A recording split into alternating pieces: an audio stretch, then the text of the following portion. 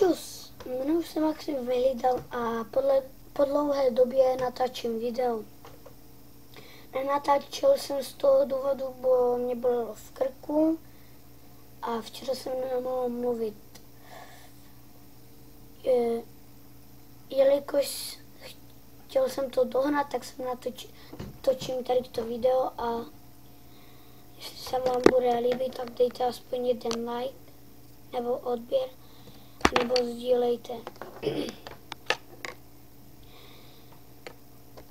A napište mi do komentářů, jestli mám točit videa, bo už jsem se v jednom videu zmiňoval, že skončím s YouTubem.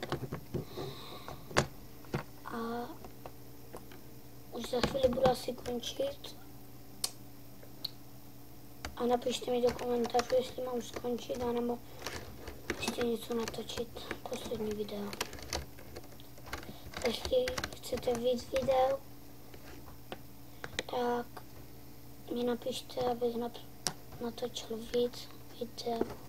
Tak, čus.